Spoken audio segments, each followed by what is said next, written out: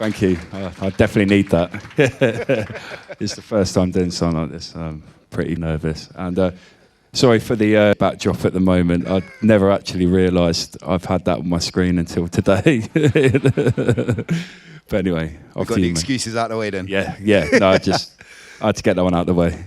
So, as Izzy said, this is the very first Tread event from Noods Level and Footlocker. And we're very grateful to have a producer I've known for many years here with us tonight. So, I know we kind of did this, but can you please give a warm welcome to Will Dismantle? Thank you. Cheers. Thanks, guys. If there's anyone who doesn't really sort of know what I do, so I just thought I'd get out of the way. Yeah, so at the beginning, young Dismantle. Yeah. I guess what first inspired you to load up a door, and what made you want to be a producer at the beginning? Yeah, so I was young, so about 11 I first got into electronic music, predominantly drum and bass. We used to drive back from my grandma's, which she lived in Salford, which is just south of Keynsham, and I grew up in Brighton, by the way. And I moved to Bristol about 10 years ago. But yeah, we used to drive back from there late at night, and you know, Radio 1, they'd have these specialist programs on, and one of them, it was playing drum and bass, and obviously at 11 years old, don't have a fucking clue what the music is, do you know what I mean? And but they played a couple of tracks. I think one of them was like Ronnie Size, Out of Breath, the track he did with Razel. Remember the beatboxer Razel? Yeah. And another one was a track called Bring It On by Keaton and Hive, which I don't know if it was a sample, if they replayed, I think it was with Reese, they replayed the and I was remember because obviously it was the Joe Budden tune, it was massive back then, so that kind of stuck in my mind. And then I remember Drum and Bass Arena had an advert on the TV, which is mad to think now, because it must have been the TV, because this was before YouTube, so this was like 2003, 2004, and way before YouTube had adverts, you know what I mean? And it had that track on it, and it was a Fabio and Groove Rider Drum and Bass Arena CD, and it's got quite a few classics on there. Groove was doing the what he does, which is the more, I guess, the more harder side. So it had tracks, Dillinger in the Grind, had Clips, Coco on there as well, Bristol classic, you know what I mean? And then Fabio was dealing with the more liquid, because it's Fabio, isn't it? So the more liquid side. And I had tracks like Breakage, So Vain on it, and Chinese Silk Caliber remix and stuff. So I remember this stuff really clearly, but that's how I got into drum and bass. And there was also Andy C Night Flight 1, which was a first of many series he did. And yeah, those were kind of on rotation, and like LimeWire just started coming out, and P2P Network, and it's sort of been around for quite a while back then, like Kazaa and that. But I started, downloading I guess it was like clips of tape packs with about 800 million MCs on it, and I was sort of... The best clips. Yeah. So I was into all of that as well. And that was on I think iPod Shuffles had just come out, so that was kind of like on my iPods non-stop. They were like 512 megabyte then, which is mental, because that's literally nothing, is it? But yeah, it's like one tune basically. Also, I dabbled... Has the mic gone down a bit? Yeah? All right. It's just me then. Yeah, dabbled in a bit of grime as well. So I guess Dizzy Rascal, Boy in the Corner come out like 2003. So that was like my introduction to grime, but predominantly it was drum and bass. And 2005, I managed to blag my parents for a pair of turntables. It wasn't a phase. It wasn't like trying to skate, which I tried to do and failed at. You know what I mean? It was, I got a pair of Cam Direct drives, which had the mixer. It wasn't like a built-in thing. It was just sort of it was on a magazine and you just picked one. It was about 180 quid, I think. So yeah, I mean, I was very lucky to get that as a present. But yeah, and then my sister bought me some records. There were Shy FX and T-Power Every Day, which had just come out. It was a repress of Ronnie Size and Represent Trust Me, and The Flip Was Watching Windows, and that was a Talking Loud repress. And a Wax Doctor tune called Heat, which is, again, another classic, all classics in their own right. And to be fair, looking back, that was quite a selection that they gave to my sister to give me, because they're all bangers, man, you know. So yeah, that's where I started. I was about 13 then, and you know, mixing in my room for a few years, and then this guy who's a family friend called Teo, he moved to our school. I think he got kicked out of his last school, and he moved to our school, and we sort of knew each other. We played in the same football team when we was younger, and he was like, oh, so we had a couple mutual friends at school, and he's like, so I heard you're like learning to mix now. I DJ myself. So he was like the first person like to take me under his wing, kind of thing. He was about 2 years older than me. So yeah, that was us for a couple years, and he then got a copy of Reason, which is like, it's still going now. So it's a DAW. At the time, it couldn't integrate other third-party software, but I believe it can do now. But I now use Logic. So, but I've still got it installed on this computer. This iMac is definitely, it's in a few days. It's got a big fuck off crack in it. but yeah, so he introduced me to Reason, and I was hooked straight away. I got a copy off my mate Pi, who's in here somewhere. I think he's up there. Oi, oi. And yeah, he worked at a place called Guitar Amp and Keyboards. So he gave me a copy with a serial number on it. So it was like, it was cracked, but it wasn't cracked, you know. Official crack. Yeah. So yeah, he gave me that, and I was hooked. You know, I was hooked on music, but I pretty much was, and that was me. I was making drum and bass, or attempting to, badly. I didn't really know what drum breaks were. I just heard them in the tunes and thought people just made them, not that they were sampled off old 70s, 80s funk, soul, and whatever, rare groove records and stuff. So it took me a minute to find a sample pack that had them in, and then I learned all the names and that. So that took a while. And then, sorry, did you want to get... I'm listening. So I might have a sip of water. He was worried about this and all. Canal. Right. Yeah, so, and then I got introduced into dubstep about 2007. I was about 15 at this point.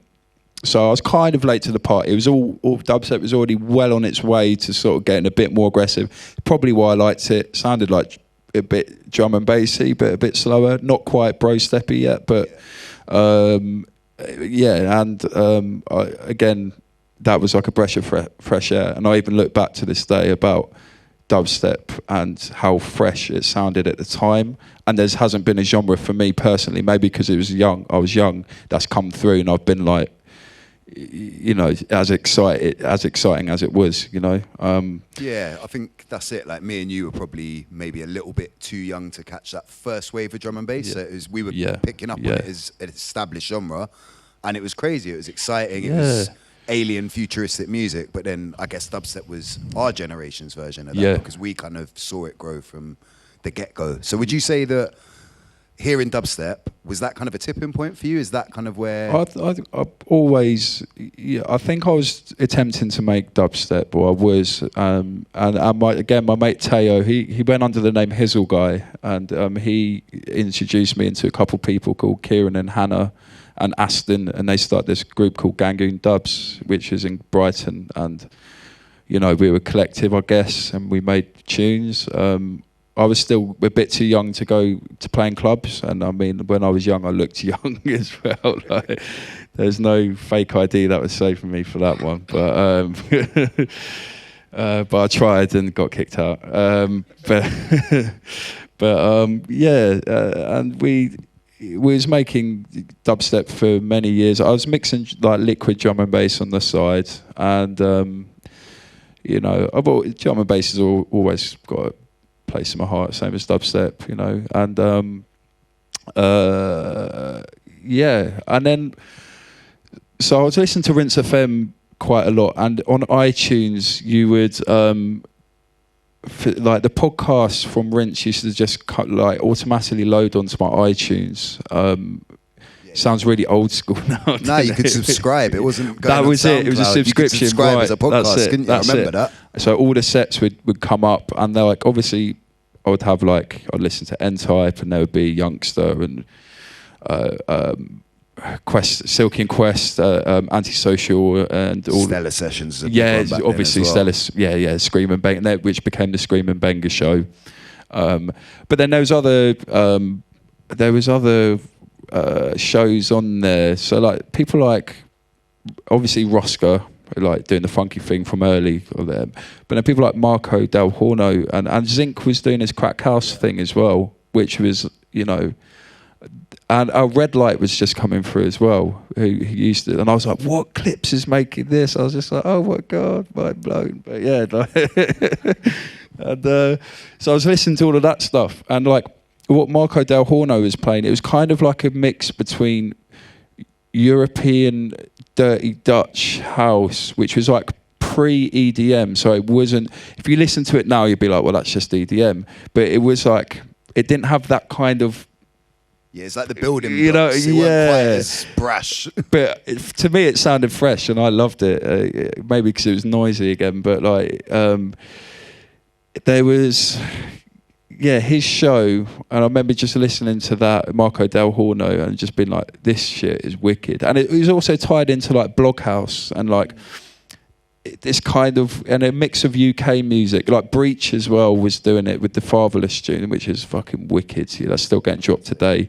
Like, and again, Zinc was doing his crack house stuff, and then Red Light was coming through, and yeah, I was like, yeah, this is wicked. So I started to make it, but like I wanted to make it a 140. Well, I had to make it 140 to play it out. Like the concept of playing a 130 tune in a dubstep rave is just no. So is this is before you'd kind of had tunes signed? And Yeah, before you sorry, were putting yeah. music So out? this was like 2010, the summer of 2010. So dubstep. So I forgot to mention, dubstep was kind of getting very kind of hard and like quite oversaturated. Yeah, and you know it was kind of the same stuff going over and over again. So I attempted to make this music, but I made it at 140. And I played that at a night I was a resident at called Subsplash, and I was probably about, I think I was 18 at this point, so I was actually allowed to DJ in the clubs. I had a few residencies when I was 17 and that, but I managed to blag it in. But and this was in Brighton, and a DJ called Cuts was standing behind me when I played it. I can't remember if I remember him standing behind me, but what I do remember is that he went up to the promoter Shane, who was mates. They're all from Croydon. The guy that put the night on, so he knew Benga and he knew Cuts and Scream and stuff. And he's like, yeah, the Cuts was asking for your tune. I was like, raw shit. It's like this sound that I've made for myself, essentially, you know. And like, you know, the people I was rolling with, they were into it, but I essentially made it for myself to play out, and that's how it got picked up. And then Cuts, I think it might have been on AIM. Remember AIM? AOL Instant Messenger? That's how people used to connect and stuff. It was like MSN essentially, but a bit more kind of... techie. Yeah. You couldn't send tunes through MSN, could you? But you could through AIM, I think. That's it. It was either that or through Facebook, because I think Facebook chat had just started then. So yeah, I sent him the tune, and then he played it on the Digital Soundboy show, which is Shy FX's label, and it's a drum and bass label, but he was releasing Red Lights music. Breakage was they released dubstep for a few years before that. I have quite a few of the records. It's always actually. quite a forward-looking label. Yeah, definitely, it was wicked, and he played it on that show, and I didn't realise till recently that James Breakage's brother Matthew, you know, James is like an older brother to me, so I know all of them really well now. But his brother was listening to the show and was like, "Have you heard this tune by a guy called Dismantle, like, you know. And then James asked Cuts for it, and that kind of, then it got to Shy, and then Shy asked to sign it, but it didn't come out for a while. I remember the day Shy coming up on AIM on an undercover account and asking me, and I was just like, I was 18 and like, it's Shy FX, you know what I mean? I was like, yes, one of your heroes. Exactly, and still to this day I look up to him, you know what I mean? And that's after working with him, you know what I mean? He's but in between that time, that didn't surface till 2012. But in between that time, I was trying to refine this sound, but I was on this program Reason, and it's very limited, you know. But I kept making this sound, and you know, I made a couple more tunes and made a track called Computation, which has pretty much put me to where I am today, I guess. Journey-wise, that was like the tune that sort of put me on the map. I made that in December 2010. I remember dates like that really well for some reason. It's mad, but yeah, I made that and sent it to Cuts, because he was like, you know, I was giving him the tunes. He was like my plug. I was like, yeah, go on, Cuts, play this. And he played it on Hatcher's Kiss FM show, and then after that, and he played it on Get Darker as well. And then I got invited onto Get Darker a couple of weeks later with my mate Hizzle Guy, and I think Cuts was on there, Lost, Hatcher, P Money was there as well, and I was really young. It's probably still on YouTube somewhere. I got the worst haircut in the world, and really bad bowl haircut, and wearing a bright green Adidas jumper, a jacket. It's actually quite a classic jacket, but yeah, it's probably come back round now, isn't it? Fuck's sake. But yeah, and then that, yeah. So then after that, N-Type was playing in Brighton. N-Type was a big DJ for me growing up. And he's a good friend of mine now. I chatted to him on the phone the other day. He ended up putting out Computation, but he asked to sign it, and I was again blown away. Like, you know, is this actually happening to me? Like that feeling of never having that feeling of before. I can't. It's not adrenaline. It's not like, I don't know, just like, people are hearing my music. It's such a good feeling. It's like, yeah, it's mad. And and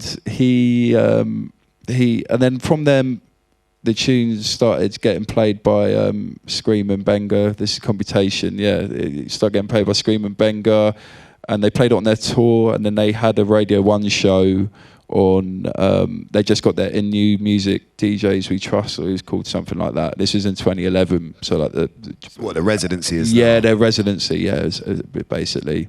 And they played that as their feature tune, and I think Annie Mac got onto it afterwards, Diplo, Major Lazer, Zane Lowe, and it just sort of just went mental. It was like, yeah, I can't listen to the tune now. No. I mean, it was one of them tunes, though, at the time. You had tunes that were from dubstep, but that kind of transcended it. Like Night, I think, and like that was one. Like all these other people were playing it. And I think you've kind of touched on what my next question was going to be anyway. But when you were kind of starting out, when you was making this kind of early dubstep and then bringing the, I mean, crack house, bass house, whatever you want to call it. I've never found the name that I personally like for that genre. I love the music, but I did. Yeah. I guess did you kind of have a plan or a calculation for what you were doing with this, or was it just, I'm making tunes, I'm having fun with it, and the right people? It was exactly that, and I know that's always meant to be the key goal with producing, is do it for yourself, but it can definitely get lost over time. I feel like it can anyway, but I was doing it for myself, and like I had nothing to lose at that point. You know, I was still a young kid. My dubstep tunes weren't that great; they weren't getting heard, and I don't know. I guess it sounded fresh at the time, and and it was around the time when, I think people were kind of on the tipping point. Dubstep was getting quite EDM. Like, it wasn't EDM, but it definitely was losing its UK vibe a bit. There was definitely UK sound was still going on, and still had done even after the dubstep might have died kind of thing. But you know, yeah, it stood out a bit, so it helped me. And then I signed to Digital Soundboy in 2012, and that's when the Warp tune, the one that Cuts played on Rinse back in end of 2010 or end of 2010. That come out with a few other tracks, and and I started touring with Shy and Breakage and B Traits and myself, and that was crazy. So I guess in like a modern context, that dubplate culture just doesn't exist as much anymore. Like, I guess to some of the younger people in the audience, the whole idea of a tune marinating for 3 years. Crazy, it was a very long. It was a very long time, definitely. But it built demand, didn't it? Yeah, exactly. Well, to be fair, I think Computation was, and that come out on N-Type's Wheeling Deal, and that come out. Yeah, so that would come out in 2011 actually. So yeah. Yeah, so I guess, like we were talking about this outside earlier, and yeah, you've been around for a relatively long time for someone your age. Yeah. But I think it's kind of important to touch on some of what we were talking about when, I guess, the UK, the underground dubstep scene kind of got eclipsed by the American, the bro step stuff. It was a weird... And there was a big shift because a lot of people, me and you, had been around a lot and who were part of that, just all started filtering out, and a lot of them ended up in kind of deep house and techno, which to me at the time didn't make the most sense because sonically they're quite different. And you're someone who I felt kind of stuck to your guns, like this, not carried on making dubstep explicitly, but like you were making kind of bassy in your face. Yeah, I think it was a bit of both, because basically I moved from Reason to Logic. And that was like learning a whole new program, and like, you know, I didn't understand stuff like, you know, I wanted the mix down aspect of it to sound sonically as good as the other stuff in those realms of like in 2013, like the techno stuff, but I just couldn't do it. And that coupled with not getting booked as much just completely dented my confidence. And I don't think I've ever really chatted about it too tough, but like, you know, anyone who knows me knows like I've talked about that sort of stuff, but like, yeah, it really kind of fucked me up a bit. But like, you know, not in a bad way, but just kind of like, shit, this is where I'm really at in terms of being like moving to Logic, and then the house and techno thing really sort of took off and eclipsed, like you said, eclipsed everything that was going on.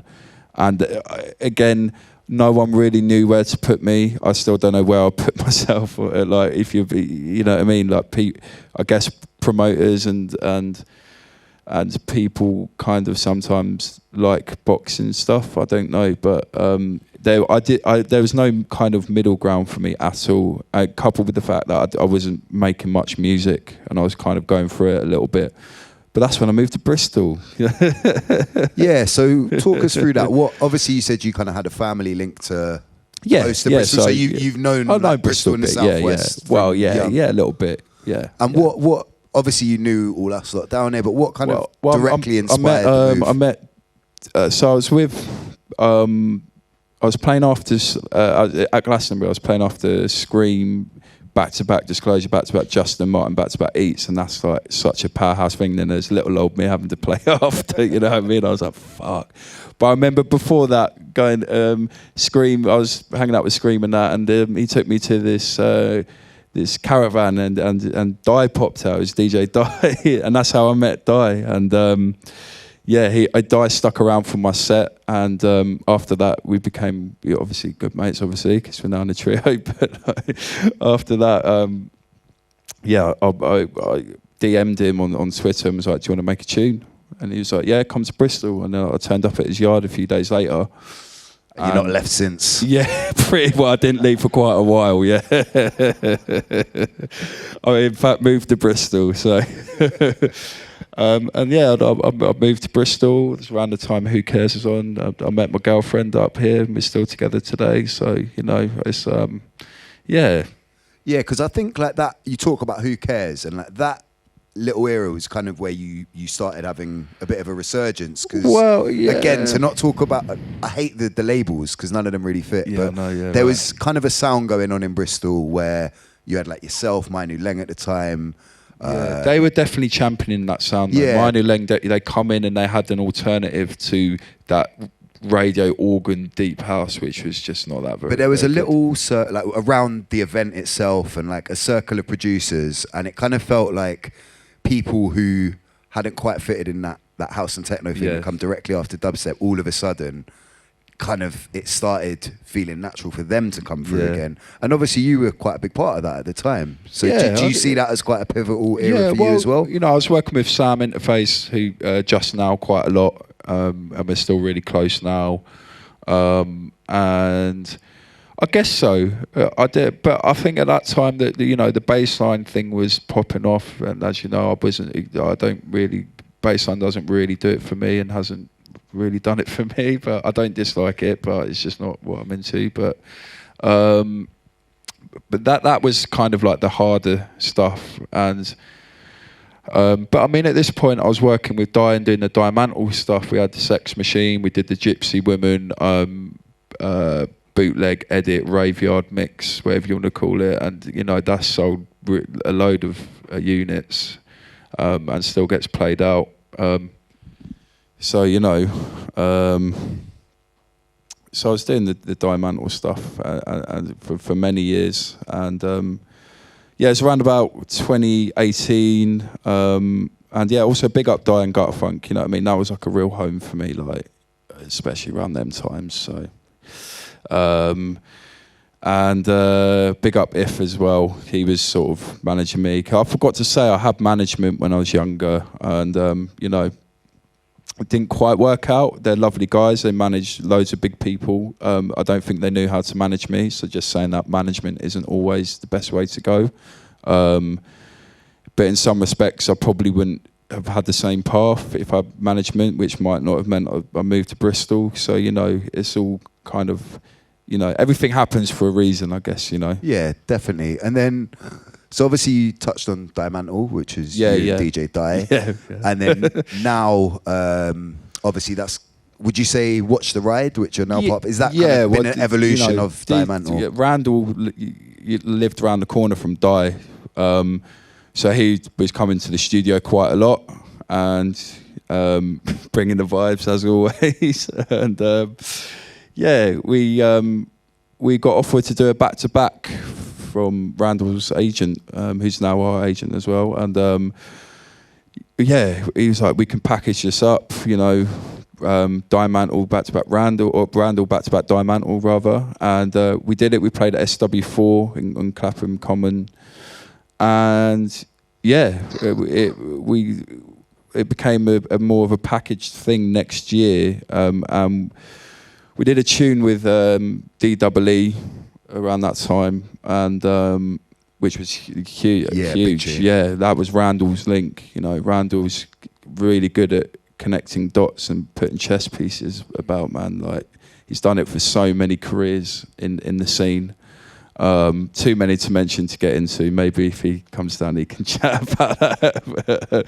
But yeah, he connects a lot of dots, and he got us all in the studio with D Double. We did a track called Original Format, Watch the Ride, D Double and Watch the Ride, Original Format, which come out on Gutterfunk. And big ups to Di and If. They did a really good job on presenting that really well. D and his manager were really happy with that. Did a video. So yeah, and after that, I think we was going to call ourselves Original Format originally, which was just, I don't know, not a great name. It sounds very dusty, doesn't it? If I'm going to be honest, Watch the Ride is definitely stronger. I mean, again, like Watch the Ride, it's a shout that's used a lot in MC and stuff. GQ says it a lot.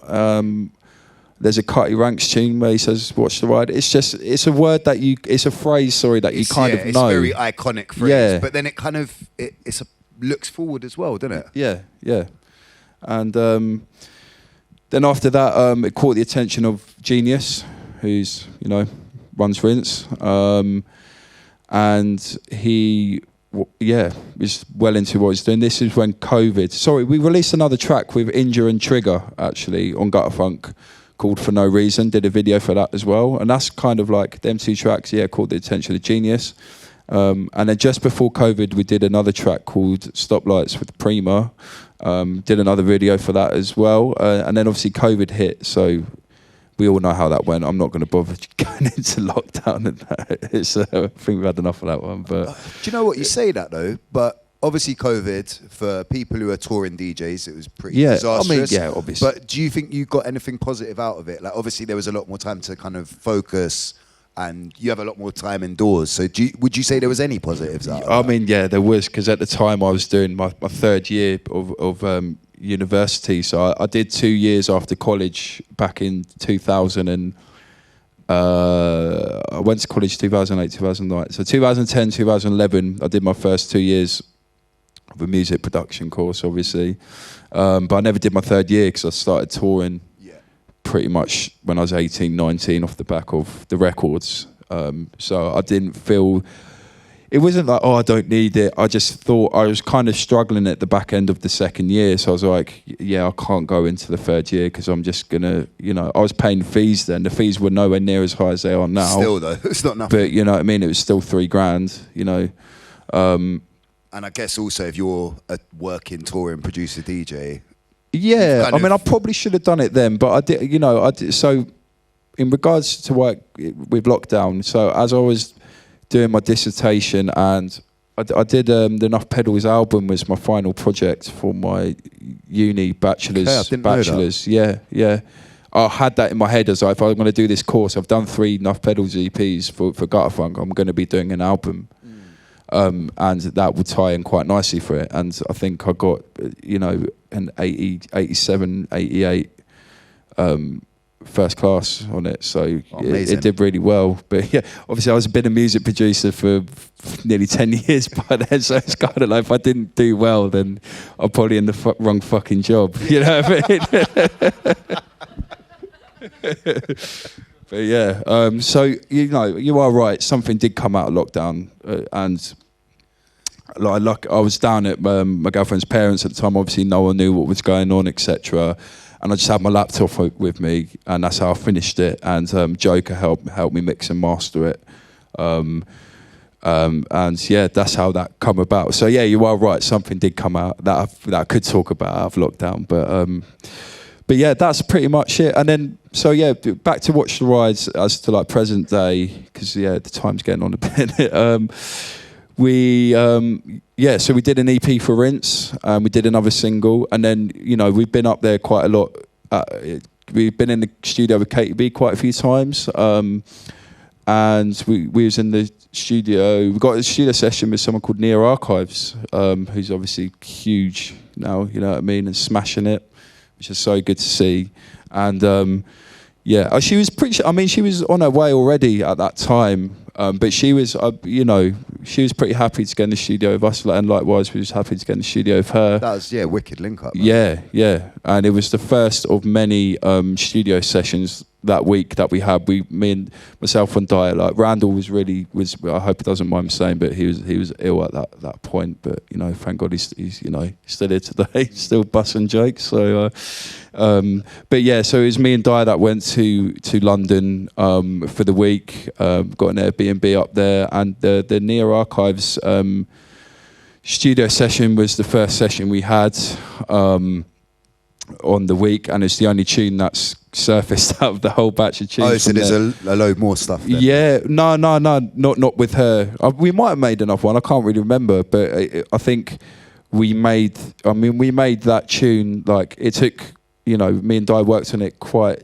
a lot afterwards to get the right samples in the right places, but the main part of the tune, so the vocals being recorded, Nia come with the drum beat, the groove on it, she made that on her laptop on the way down from, I think she was coming from Manchester, yeah. And, you know, I laid down the bass line, and put some chords down on it for the breakdown, and it was very. I don't know. I don't even know if I've got a demo of it. It definitely doesn't sound like what it sounds like today. But it, that's how quickly a demo can get made. A demo shouldn't take long. You kind of know if a demo can be made into something good and if it's worth pursuing. And there's nothing wrong with making loads and loads of demos and then picking which one you will go for. And I remember Genius walking into the studio after the session had finished. I think Nia had gone by this point, and it was just me and Di, and he just come and sat on the sofa. He has a big sofa in there, and he come and sat on the arm of one of them and sat down. He's like, all right, can you play me what you did? And we played him Mash Up the Dance, and he was just like, that's a fucking banger. And that was that. Really simple tune, by the way. You know what I mean? It repeats itself, and it's simple, but simplicity is good. I like simple stuff. You know what I mean? Like, sometimes we do overcomplicate things where there's no need. I mean, obviously, quite a lot of the people in this room have come to kind of get into the more technical side of it, the production masterclass, which we are going to get into very shortly. But just before we do, I wanted to ask you a couple other things. Go on.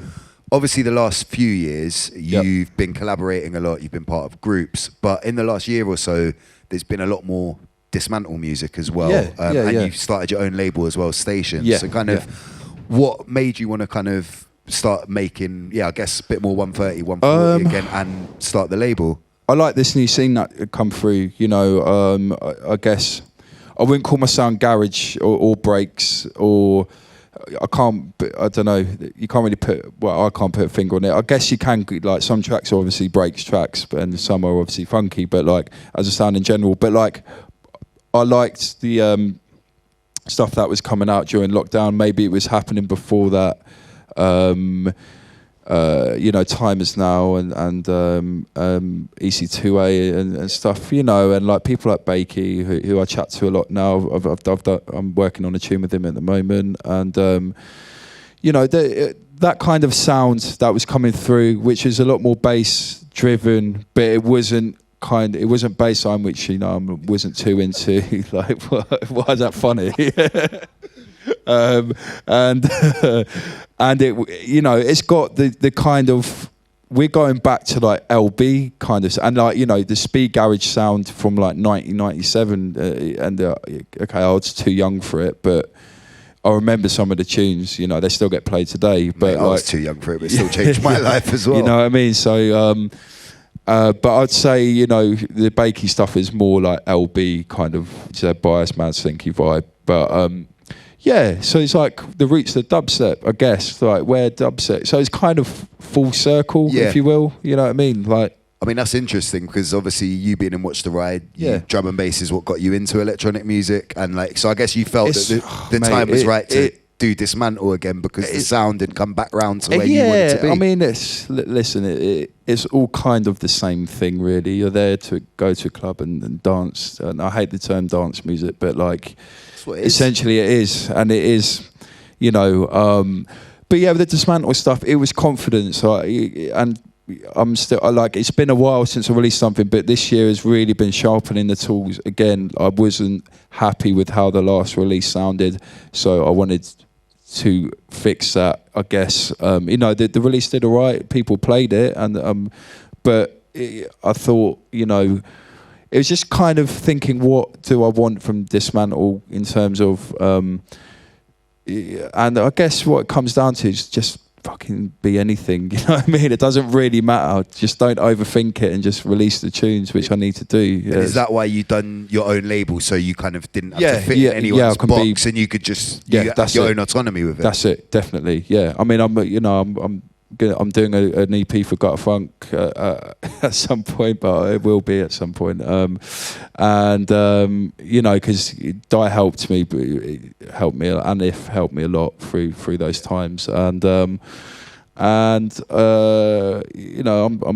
doing something with Conductor as well. So I've got stuff coming, and it's just nice to be writing that music and people playing it and enjoying it and being like, feeling like I've got my own carve somewhere. Like I've never wanted to try and, like, definitely take inspiration from places, but never try and copy, like, or like, you know, I don't know. It's hard to say because there's probably tunes of mine that definitely do copy or like take inspiration from certain aspects of electronic music in the last 20, 30, 40 years. But, you know, I do feel like having your own lane and carving your own lane and having your own sound is really useful and is really important, in fact. Yeah, 100%. You know, I hate people that copy what's going on. It does my head in. Yeah, but it's very, I feel as like a listener and as a DJ, it's very obvious when that's going on. I mean, nothing exists in a vacuum or a bubble. There's always going to be inspiration, and you're going to be part of something wider. But you can, I mean, like to go back to dubstep, Komodo, obviously one of the most interesting producers of the last like 5-6 years. And all I was hearing from a lot of other people was just clones of that. And that's not, like, if you've got one person who's doing something really interesting, you don't. Why do you want 10 others? Why? Exactly that. You know what I mean? Like, why? And yeah, one last question before we get into the production stuff. You've touched on it briefly already and talking about sounding different. Talk to the people about Nuff Pedals, because that's obviously very different from Dismantle. So kind of what inspired that, and also what made you want to do it as a spin-off project? Sorry. We will be getting into the sorry, for those of you who want to watch Logic, we are going to do that. Nuff Pedals. I completely forgot this this period out. So it was around about 2012, 2013. Like I said, Rinse FM podcast. There was this guy called Mr. Cook on Rinse who used to play like deep house, but not like the deep house that was popular at that time. I guess proper like I don't know, kind of deep techie house. But there he'd also play broken beat as well. And I did, you know, I was way too young for it. I think, you know, all the guys like Shy and stuff, they were all kind of they knew like IG and the West London kind of Bruck movement. So I think they was well aware of it. And I had just had no idea that this music existed until I heard it for the first time. And Shazam had just come out for iPhone. So I was able to pick up a few of the tracks. The only ones I could pick up were like the Bugs in the Attic tracks. And that's where that started for me. And obviously Bugs in the Attic, a lot of the members have got ties with Reinforced, which is Reinforced Records, which is obviously, you know, Mark Mack and Digo. Four Heroes. Digo is doing his thing with 2000 Black, which is one of my favourite labels. So there's all that connection there with jungle. It's very much like jungle, in fact. You know what I mean? Not in terms of like, you know, there's so many different types of jungle, but just in terms of foundation, it is very similar. And I loved it. I think I loved it. It was more, they were like a lot of Bugs in the Attic was more kind of boogie song based than the sort of darker techie side of broken beat, like New Sector Movements, IG and...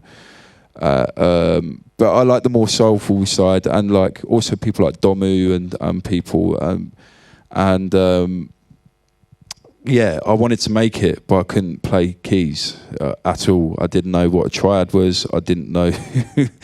I was just making tunes, and you know, I started learning my minor scales and scales and stuff. But yeah, it wasn't until I got into Bristol I was like, right, I want to learn how to play keys. So obviously there was YouTube and stuff, but I got a few lessons from a guy up in Redlands. Is when I lived on Gloucester Road, and he taught me the basics of it. And I didn't get so this keyboard PMT actually kindly lent to us, but I've got this same keyboard at home.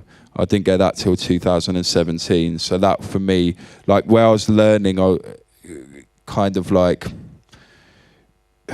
the only time I ever practiced was when I went to my girlfriend's parents, because they had like a few keyboards there, and I had the only thing I had was kind of like a really crap MIDI keyboard, and you just can't really learn to play on that. Really, it's just the keyboard's just shit. But so I got one of those in 2017, and that's when I really started to practice 2 hours a day.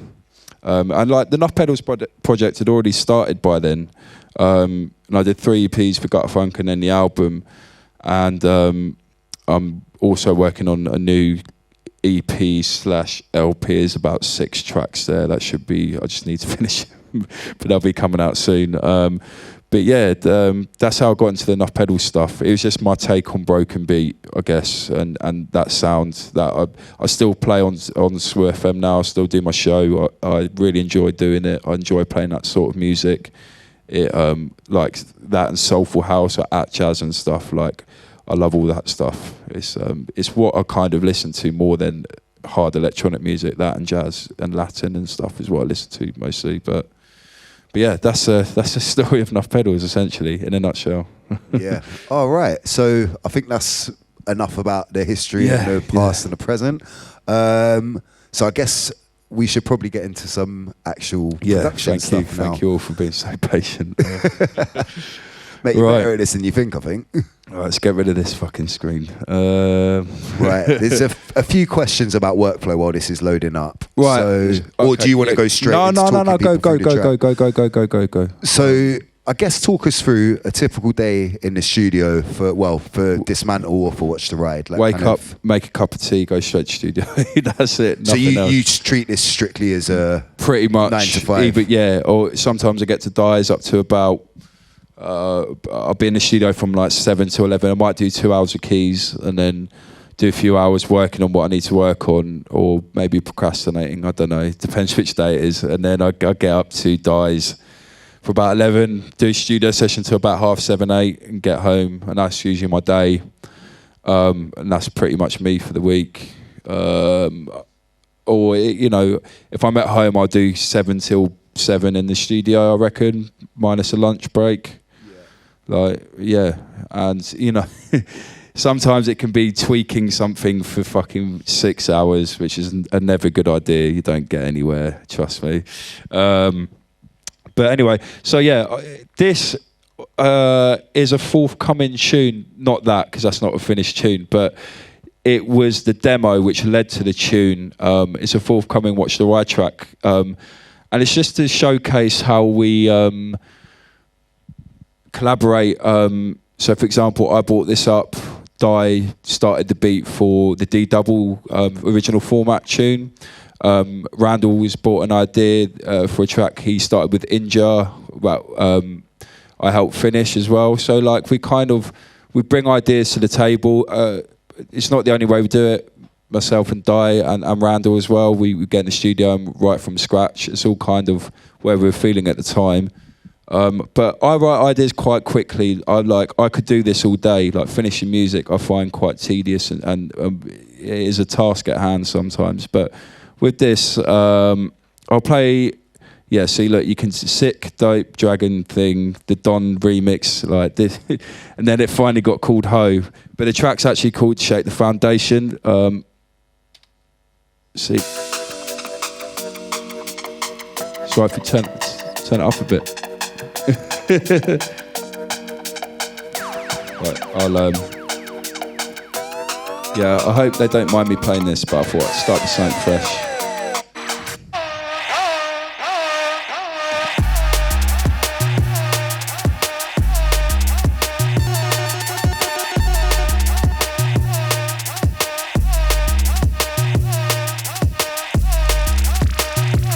So I mean, that's loud, isn't it? Right, yeah, there we go. I could have turned it up. Yeah, that was my fault. Meant to be a producer. Anyway, so yeah, that's forthcoming on Cool FM label, which is a subsidiary of Rinse, from which we were signed to. And yeah, so I brought this idea up to Di's house, and got just get my cheap PC keyboard up here. That was in the intro, so just got a Rhodes sounds playing. I think it's E minor, E flat minor. God, sorry. Yeah. Yeah, E minor, E flat minor triads, good old triad. So if I take these off, it's quite boring. It's using this plugin, which is unfiltered audio on Plugin Alliance, and it's like it's called lo-fi as fuck. I'm guessing that's what it means. And it's got this analog thing, and it's kind of making it sound a bit more lo-fi, which I like. I don't want my Rhodes to sound like a preset. So it gives it a bit of a vibe. I sometimes get the Rhodes sounds off here, but I think I was just being lazy because it's like, you know, you've got to set up the MIDI channel and stuff. And then I think I used a Prophet emulator, And yeah, I've got 3 soothes on it. I don't know why I was doing that. Basically, I was just taking a load of crap out of it. But and then I think I was just taking some mid-range out of it. It's just that horrible kind of like, yeah, you don't really want that. But anyway, I had this sample off a scratch tool. So that's the original. But yeah, it sounds like, I don't know, probably could be Public Enemy, maybe, I don't know. But it's off a scratch tool anyway.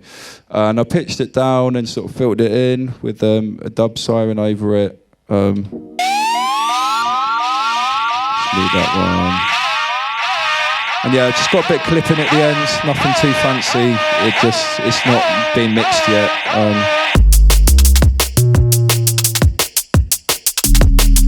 So yeah, I didn't realise this until I opened it up. It's actually different from the drop. But then I remembered, I took it up to Dyes, and Dyes was like, yeah, what you should do is we should make that, have the hoe going over the drop and repeat this bass line.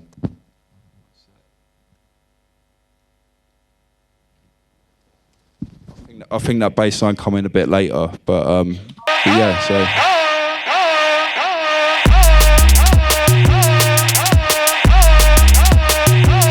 That was it, and then just added some bells and whistles on it, and the tune goes off out, so that's how simple it is. So the drums on here is actually drums that we got mixed from TB from another track. We get our stuff mixed sometimes, it helps with workflow. Mix downs can be a pain in the arse, and you know, I feel like I'm getting to the point where, or we're all getting to the point where, you know, they're sounding good out, so put them out, but at this point in time, the room and the monitors we were using nothing sounded right when we played it out. So we got this one mixed, but anyway, the drums are from a track called Forever, and I think I just gated them up, and obviously these are slower, so I would have done it by hand, but I just put a gate on it just to save a bit of time, which is sort of like gating out all the sort of high-end information. And then, yeah, I mean, that's just kind of how we collaborated. Well, I then took it up to Dyes, and he suggested that. And then, yeah, you know, Dyes really good at bringing samples to the table. I'm not a huge sample guy. Like, I do kind of bring samples to the table. Like, I do, in fact, no, there are definitely times where I sit down and spend a day sampling, usually at the weekends when I haven't got nothing to do, because most of the time I get distracted and start writing a tune, you know what I mean? But Dai's really good at bringing samples, and yeah, really good at helping finishing music as well. And but yeah, so that's forthcoming on Cool. It's gone out for promo at the moment, so it should be out soon, hopefully before this is out. Otherwise, that's a Genius going to be having words otherwise. I'm sure it's fine. It's just a little tune anyway, isn't it? But yeah, I mean, that's how simple a demo for me is. Of course, it's not a finished product, but this is how, you know, we create 10 of these, and you pick a few that you want to finish, because you know, you could spend 3 days, and I have done this before, 3 days on a tune, and you're just like, I don't even fucking like this. You know what I mean? You could have made, we've all been there, right? You know what I mean? We could have, you could have made 30 of those, which that took me probably about 45 minutes. You know what I mean? The drums are already mixed. You know, I made that bass is just a massive bass on massive not that one. Yeah, I think it's that one. So like, it's just a sine with a bit of glide, like an LFO is triggering the pitch, so it can go boo, and a bit of classic tube saturation and a bit of sine shaper to give it a bit of harmonic overtones. Oh, that sounds like one of my old tunes. No, it's not that. Fuck's sake. Yeah, there we go. You know what I mean? Just a classic. It's not, it's not top tier sound design. It's just a saturated sine wave that's going down. But that's jungle. You know what I mean? It's like an 808, but I find 808s are a problem because of the kick on the front. You kind of sometimes want that kick, that poppy sound, but when you're putting that over a kick drum, you've got to fade it because it just sounds like the phasing on it is just mental.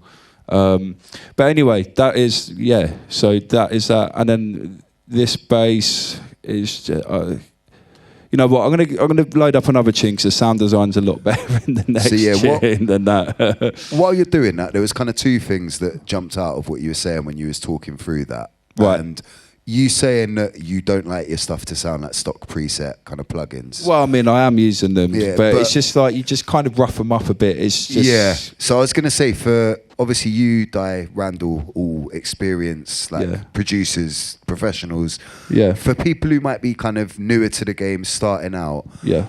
Who might not have loads of money or might not even be sure they're ready to commit to that level. Yeah. What would your advice be on, like, is there anything you can do to kind of get away from your stuff sounding like stock Logic stuff at the get-go? Just graft, I guess. There's no real like formula to it. I guess technically you can go on YouTube and tutorials. I still look at tutorials today. What I'm going to show you now is I was looking at DLR tutorials on something called Phase Plant, and I still look at tutorials today, whether it's my peers or people I know or just some random American dudes. You know what I mean? Like, I still look at tutorials. They're so helpful. They can make plugins make sense within seconds. Otherwise, you're going to spend a good few days getting your head around it. But what it is, you learn those rules and then you break them yourself, and that's what learning is all about. And I'm always about learning. Every day you learn something. It's so important. Regardless if you get it off someone else. I think, that could be, you could say that you're copying, but I don't see it that way because, I think sharing, teaching people and them learning new skills, they will always go off and make something different of it. And I think that's so important. Otherwise, music will never evolve, Yeah, 100%. And the other thing that I was thinking, obviously everyone's journey is different, everyone's workflow is different. Yeah. But what you were saying about making demos, do you think that's something that possibly people are kind of lost sight of or lost the art of, and people are getting too obsessed about making the tune rather than having a bunch of vibes and ideas? I do it as well. Like, I think everyone has an idea of what they want their tune to be, and it might take a few goes to get there, and you never know. You know what I mean? It's like, so this one sec. I started with the drum beat.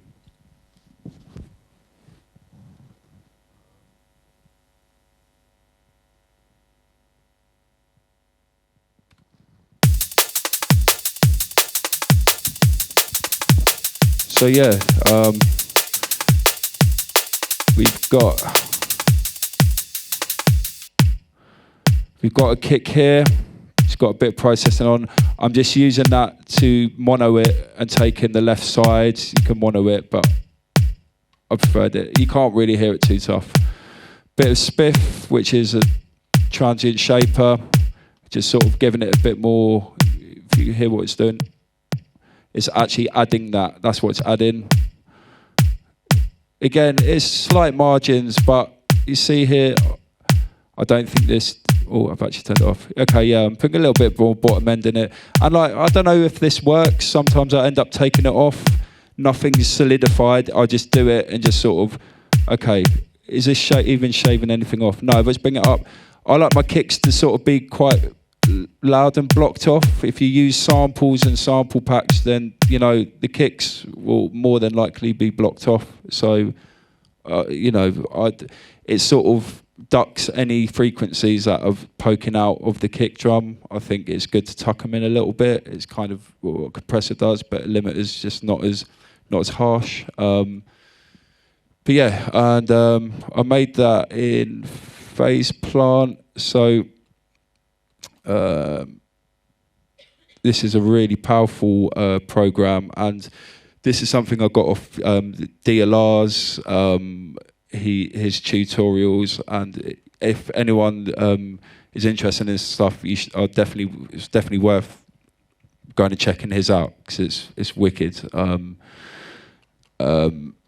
And you know, his DLR, he's an amazing producer. And but yeah, so I'm just starting with this sine wave, and it's connected to an envelope down here. So let me just play that. It's connected that. So if I turn that off, oh no, it's not that one. It must be this one. You know what I mean? It's got that, and that's cool. It's got the weight, but there's no kind of like punch to it. Might be cool for a house tune, you know. But so what this envelope is doing, we're putting that up to the tuning of here, which is the semitones. There's 12 semitones in an octave. So I'll put that right down, and like if I were to put that up, horrible, sorry, but I'm just showing you what it does. Let me put that back to normal. So yeah, that's the base of the kick, the foundation. I've loaded in a sample, and so if I take this filter down, that just sounds horrible. It's really woolly, and like you know, phase problems around here. If you start layering stuff in the bottom end, you start encountering a lot of problems. So you know, I'm going to put that up. This is also going into this lane where the reverb is acting as an envelope, which is connected to down here. If I were to take this off and put this on, oh, maybe not that one. It should be working. Anyway, this envelope is opening and closing the mix on it, just so you don't get loads of reverb spill and stuff. Added a bit of noise on top, which acts like a hi-hat, and then adding this thing, which is a little bit harsh, and this is the transient on the top. So if I were to solo all of this sort of stuff, it's got this sine shot, which is the same fundamentals of how I'm doing the kick drum, but it's just down here, and DLR goes through this process on his thing. So you know, I'm not explaining it well, but if you know, if this is something that you want to like learn a bit more about, I suggest going to his tutorial. It's wicked. But yeah, so no, and then I think I'm turning down the kick a little bit here, and I'm just giving it a bit of distortion, which is like just driving it, but I don't want to drive it too much because it will end up sort of messing with the fundamentals and the harmonic overtones a bit too much. So yeah, that's the kick drum, and I did this similar thing with the snare. So, and this snare actually originally come from a break. I think it's this classic break. It's from Jungle Warfare. It's called Tiny 162, but I think it's like a music box kind of break. That sort of vibe, but just a bit more souped up. So I took this snare from there, and oh,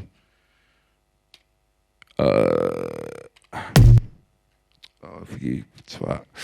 My bad. Apologies about that. So yeah, I took the hi-hats from there. Bit of spiff, which is taking out this frequencies. Like when you're talking about drum and bass, it's like that kind of really fast, attacky tambourine sound, you kind of want to duck it a bit. It just sounds a bit horrible when you start limiting stuff and the top end. And I'm using this thing called Shaper Box to mimic what the kick and the snare are doing, just to duck it, almost like a side chain, but just a bit more control. So that's the kick. So that this is correlating to the sequencer up here. So that would be a kick, that's a snare, that's a kick, that's a snare, and these are ducking when they hit. And to be fair, it gives it a bit of groove, you know. It just sort of, it's slight, but like when you've got the top end of the kick hitting on that and stuff, and you're limiting it or clipping it at the end, it's gonna sound, that sort of stuff sounds like a mess sometimes. And I've got a little open hat, bit of soothe. This isn't actually doing anything, but I was probably going to EQ something at some point. So this is called Stereo Touch. It's stereo delays stuff in the top end. The cymbals actually come in mono, and I like the sound of it, so I thought, all right, put a bit of Stereo Touch. It's delaying the signals, but it's still keeping the mono signal. This is actually free. From Voxengo called Stereo Touch. It's a wicked plugin, and it's kind of good. I suggest getting a pair of headphones for this kind of work. I've got a pair of Neumanns, which are great, and they cost about 400 quid. I think you can get like really expensive ones, which are like the All Ds, can go up to about $3,000. They're like the pinnacle of the headphones, but yeah, I can't really afford those ones. And then I've got a little roll just for a bit of skip and groove here. You know what I mean? Just pretty typical in drum and bass drums. And then I've got a little chipping hi-hat. I don't know why that's in there. I mean, this is a drum beat I made this morning, so I haven't really gone in. It's got that, it's kind of harsh and a bit spitty. I might replace it at some point, but it's kind of doing its thing. I've got a ride in there.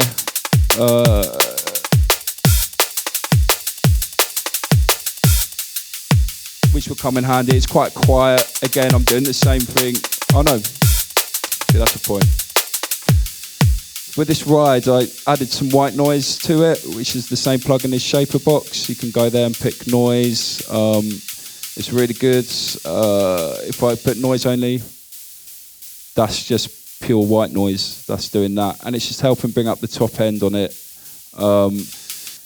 I kind of like the sound of white noise splashing about. I think it sounds cool. And it, you know, if you showed me that straight off without telling me, I probably wouldn't be able to tell. Again, bit of soothe, just because I'm lazy, just to sort of take some of that down. If that's what it's taken out, I know that's quite quiet, but like that's the frequencies it's taken out. So it's really handy if you've got like quite a harsh sounding thing.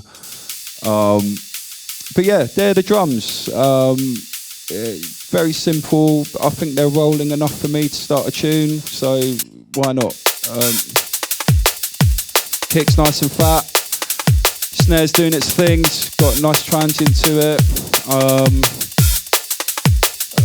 Right, so bass.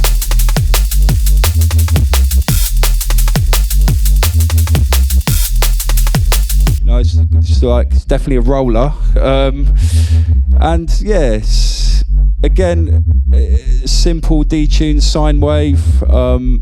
It's just a sine wave with another sine wave on top. I pitched it up to plus 1.20 cents. So if I were to take that off, it's just a boring old plain sine wave.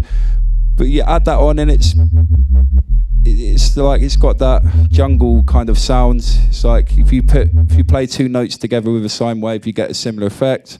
Nothing too fancy.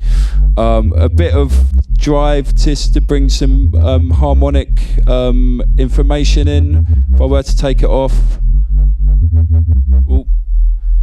it doesn't sound much different, but trust me, it's adding you know, if you get an EQ up, you can sort of see what it's doing. Oh, getting a backache, fucking hell.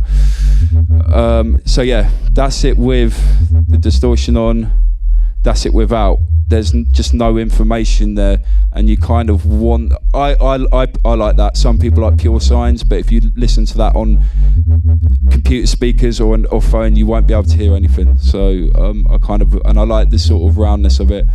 I have it going through SSL from Plug-in Alliance with the total harmonic distortion up a bit. You know, it's just, I don't know, it kind of gives it a bit more of an outboard feel, I guess. It's like 2% difference, but you know, it works for me and I like it. Yeah. So, okay, all right. If you want a bit more information on like a bit more high-end stuff, I usually do a bus and add a bit of distortion, maybe. So.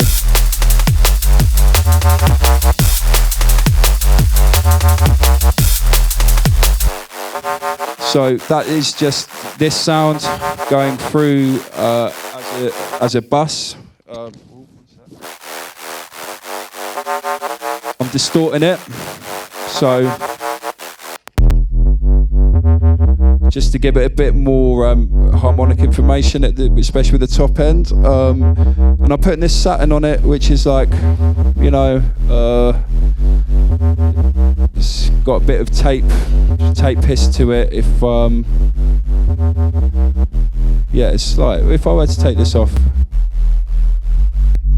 you know, you get that fizz kind of that you hear quite a lot in drum and bass these days. It's like you can achieve it with white noise and stuff as well, but I like using this. It works well.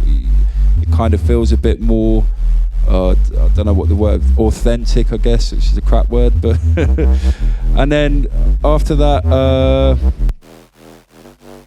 I'm taking out some of the bottom end. I believe I've got it on linear phase just to not fuck with the phasing of it too much, but I think at this point it doesn't matter that much. Just some standard Logic distortion just to get the level back up. I mean, you can use a more fancy one if you want, but it's just doing the job it's meant to do, nothing too fancy.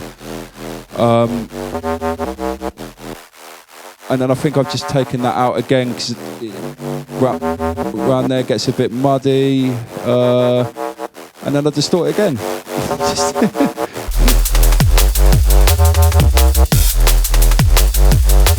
And like, you know, I'm not saying that's the right way to do it, or it sounds cool, then it might be cool. That's one thing. If you think it sounds alright, then it probably is alright. You know what I mean? There's no right or wrongs to it.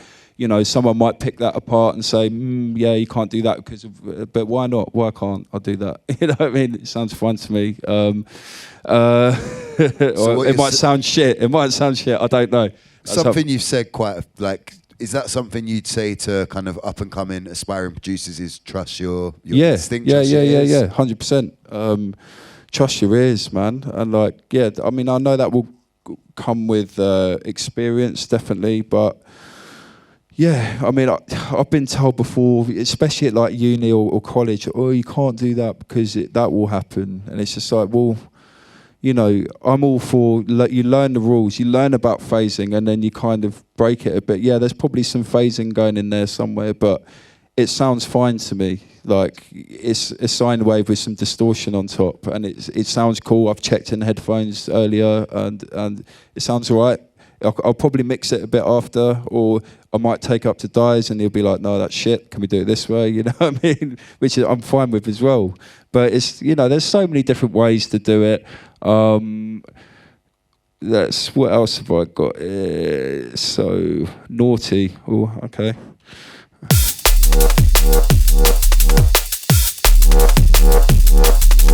Yeah, so I think yeah, so pure sub on here, that's going into lane 1 with no fuckery going along with it. Just, you've got the harmonic stuff here, keep that sub nice and clean. You'll get more sub out of it that way.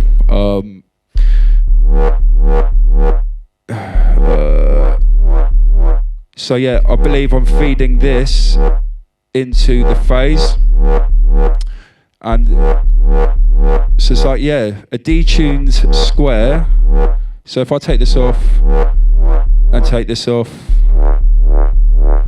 it's just a boring old square with the bottom end taken out, because it's cool, but I've just chose to take that out. I think just to so there's no kind of muddiness going along there. And I've got an LFO.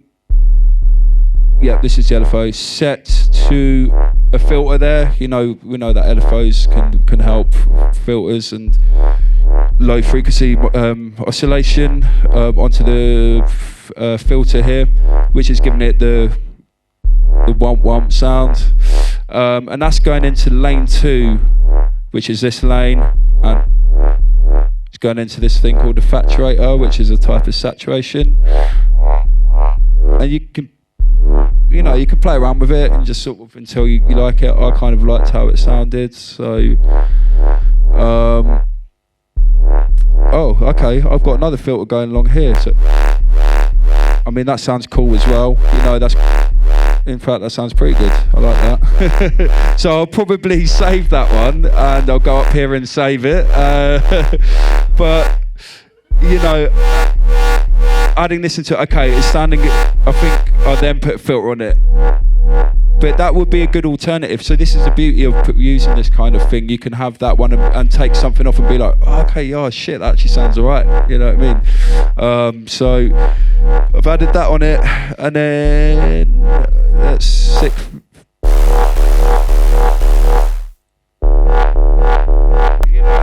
It sounds alright. Let's see, play it with the beat.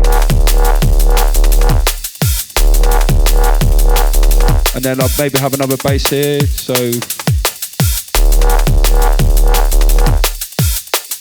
Oh, no, that didn't play.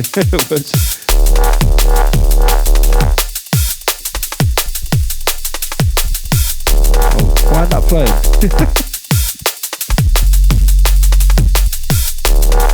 No, call and response one. No, something like that maybe, or get this bass back in. It might not be in key, but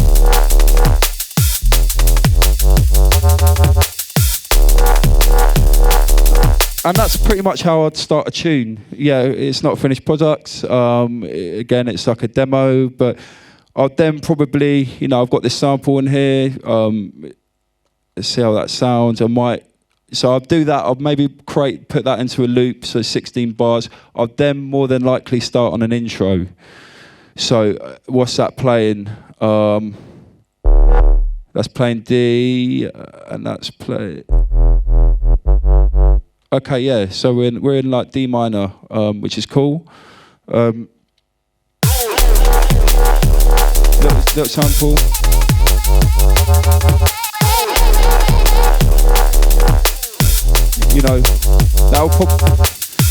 That will probably be the drop. And if you're into more of the rollery sound, then I might get bored of that after a while. Be like, no, that's not quite right. So I might go back to that and just be like, you know what I mean? But you've got the options there to try something, and yeah. So I'll probably go on to like an intro now.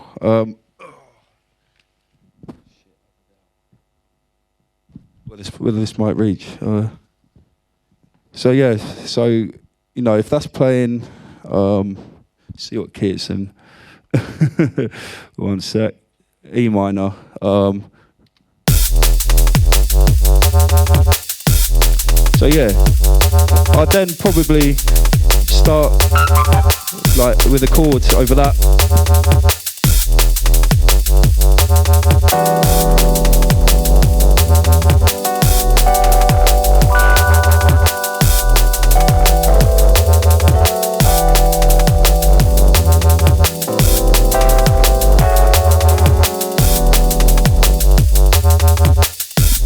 Okay, yeah, that sounds cool. That would be the intro. So I'll probably record that in, and put that as the intro because that's nicely in key. Again, I taught myself jazz keys over the years, so I couldn't do that straight away. Yeah, I thought it sounded all right, so why not? It sounded amazing, but would you say then for kind of new producers in the game, how important do you think it is to kind of, as well as learning your door, how important is it to learn some music theory? It depends what you want to get to. I don't think it's, arguably my biggest tunes have been when I didn't have a fucking clue what I was doing, essentially, like in terms of keys and stuff, but it has helped me no end.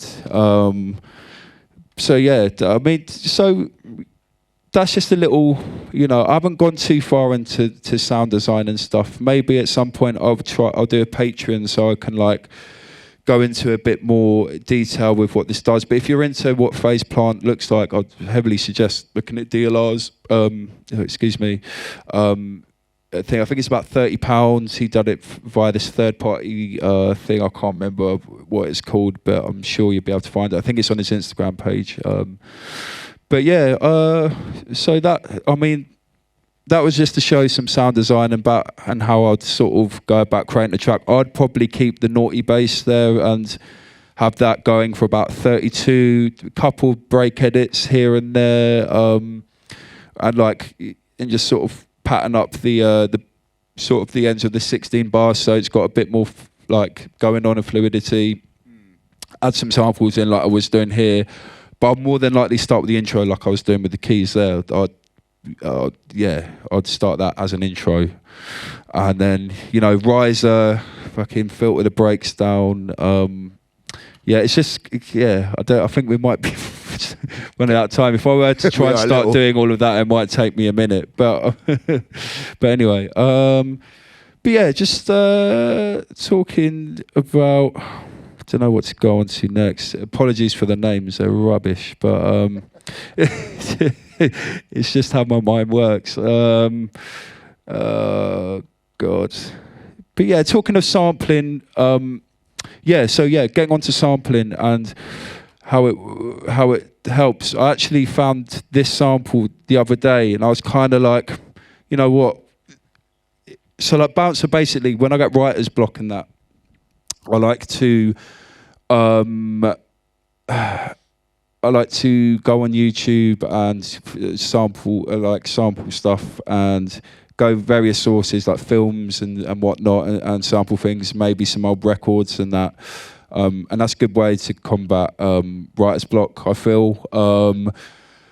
But the same way, if I'm writing a tune and I've got a sample that I really like, or I've made something that's really cool, but I don't know, it's not going to fit in the tune and I know it won't, right, key-wise, or just not the same vibe, then I'd usually bounce it out. And I found this sample the other day and I was like, this is wicked. I think I chucked loads of reverb on it, but I'll just play it now. Hopefully it plays out. Oh, come on.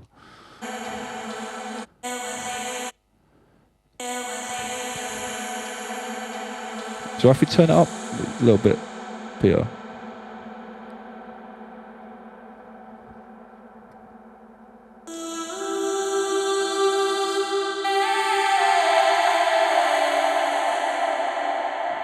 Yeah, and I thought, that sounds wicked. It was on my desktop. I actually cleaned my desktop up because it usually has stuff there fucking everywhere. And so I've sort of made it a bit more neat and tidy. And I actually put that into Logic. Oh, no, it's not there. Wait, where's that? Okay, yeah, here it is. So here's a sample.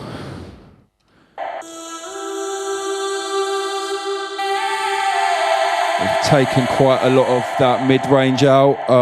And then I thought, a Reese would go nicely with this, so I made one in phase plant.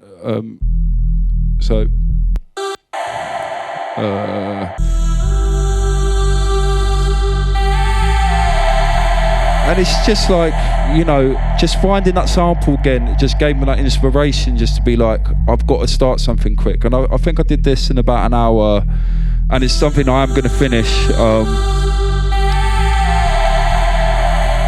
And yeah, so I then added some string stuff to it.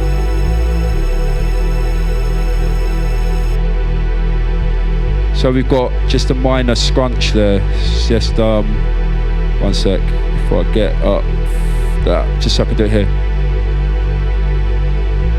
My bad. It's just E minor. Just that held down, just, you know what I mean? And so I did that with a string, and then everyone likes a high string. Oh. And then even from there, I stopped using the vocal sample as much, and I was like, but it's put me onto a tune, like something that I really like and that I'm probably going to go and finish. But that's just like, that's come out of having writer's block and having, you know, something that was sat my used for new tune. Like, okay, well, this must be alright, you know what I mean? And then, yeah, put some piano in there. So I'll play it from here, I'll take the vocal out.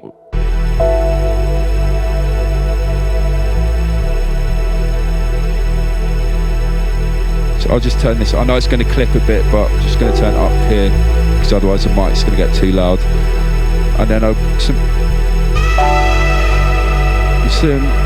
vocal delay stuff. I've got a drum beat here, but it's not finished at all, but it's the kind of vibe I'll be going for.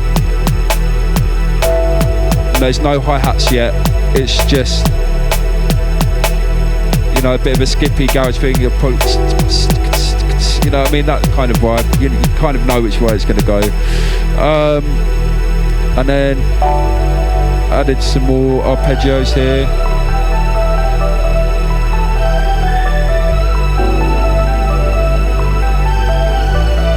But yeah, the point being is that all came from this sample, which will probably come back in at some point. But that is something I just found on the desktop, and it's create this whole creation just from having those things readily available. After, you know, you might have writer's block, or you might have to spend the day like collecting samples, you know. But yeah, that's probably when I'd finish. But yeah, that is, yeah. It's not going to be arranged like that. So again, this is, I kind of put loads of stuff and chuck loads of stuff at it, and then kind of start arranging. I hate it when you get to arrangement and you're just like, something needs to be here, but I don't know what. But if you've already got it all down and muted, you can just start unmuting tracks, and you know, some bits you'll probably end up chucking away. Some bits will work really well. So and you're saying kind of like maybe overbuild, even if all of it yes, don't end up making definitely. the track. You're always better off overbuild. having more than. Yeah, whatever. Even like, and like, some people might prefer to live record stuff, which is even better. You know, it's more hands-on. You can manipulate stuff like and then record it in. And just do that for 10 minutes. That I'm sure there'll be loads of samples. And I know there's a lot of people that write music like that. And I wish I could, well, you know, I could, if I got some like more pedals and, you know what I mean, and sort of more outboard stuff, I could probably do that. And it would probably be a lot of fun. But there's a lot of people that write music like that, which is another great way. That's another thing. There's no right or wrong way of writing music. Like, it's all there to be experimented with and take learning pieces from different people and experiences, and then doing it yourself. And the journey is going to be, you know, it could be long, and you could make 3 tunes and one of them get picked up straight away. But you know, it's all there. But anyway, yeah. Another. How long we got left, by the way? Is he? Pardon? Oh really? Oh right. Fucking shit! Mate, it's your talk. What do you want to do? Do you want to go through another tune? Is there anything else that we haven't covered? Well, I think you've covered a lot of what we wanted to go through already. Right. It's almost like you read the notes. No, we have covered a lot of it. Right. There was one question left that I think, because we've kind of talked about your journey and the industry and the game quite a lot, and then we've got into a more technical side of it. And the one question that I think was left that almost ties them two strands together. Yeah. And it is a slightly bait question, but I think it's a question that's relevant to people here. So what do you think, what would be your advice if someone come up to you is like, yeah, I'm kind of interested in producing. Yeah. What would be your real baseline advice on kind of how to get started, what you need, what kind of tools you need as a person and as a musician? Again, and this is going to be like cliche stuff that you probably hear all the time, but just have fun with it. Always, like, just zone out, have fun, get into flow state, escape from, I don't know, if you have a 9 to 5, escape from that for a bit. If you have any stresses and stuff, escape from that. And just, if you're starting out, just enjoy doing it. Because if you are going to pursue it, you're going to have to enjoy it. Yeah. You know what I mean? It's meant to be fun at the end of the day, isn't it? Yeah, always. And, you know, maybe it's picking up a new plugin for the first time. Like, you know, learning phase plant for me was huge and has opened so many doors. Same as learning keys.